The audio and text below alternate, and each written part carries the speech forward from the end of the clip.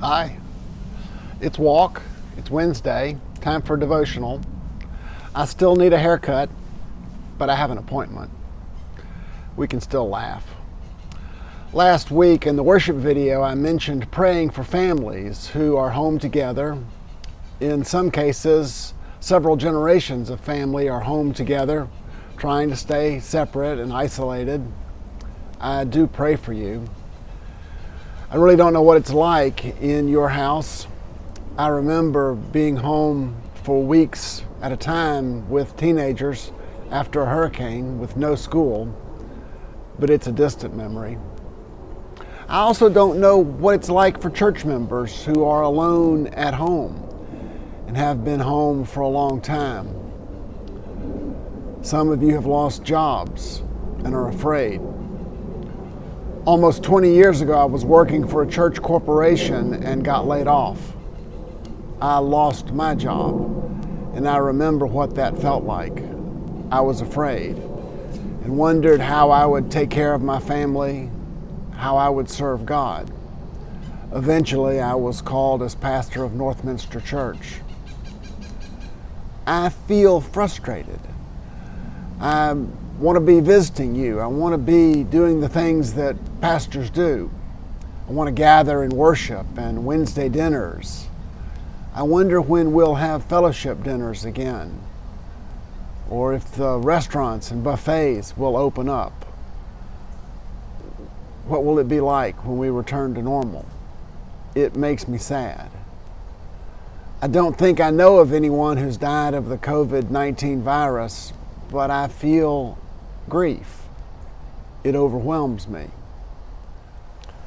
The news of 80,000 Americans dying of a virus is incomprehensible to me. Restaurants, stores, and jobs gone frighten and shock me. That feeling you have that you can't quite name, it may be grief. Our dreams are dying, as well as people. That feeling may also be fear. There's a lot to be afraid of. I like the signs around town saying faith over fear. The signs are available from several local businesses. I understand the profit from the sale of the faith over fear signs support the Interfaith Emergency Services.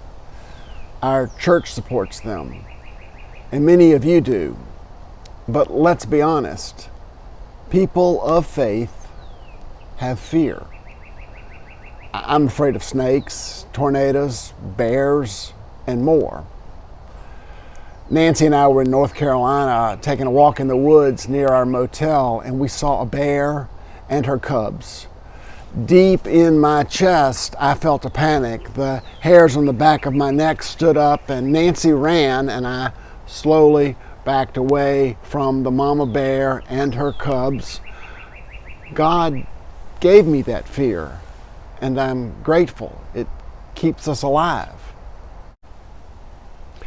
I've learned more about snakes and how to live with them.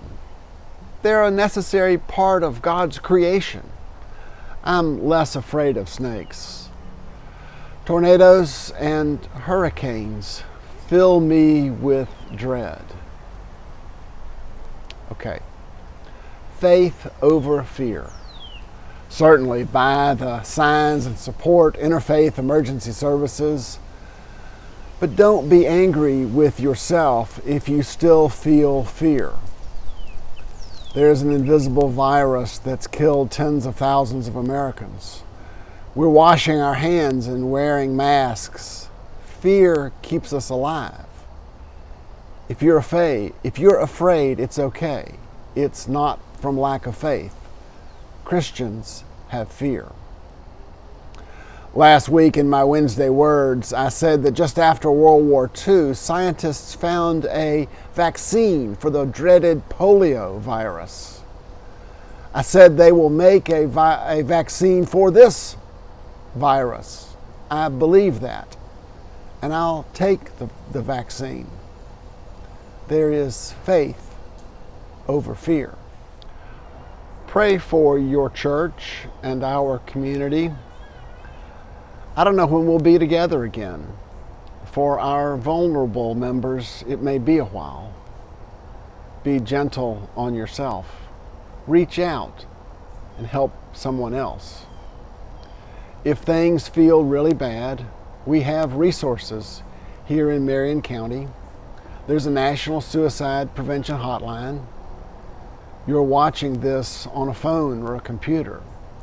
You can now do a web search, seek help. God loves you. It's going to be okay.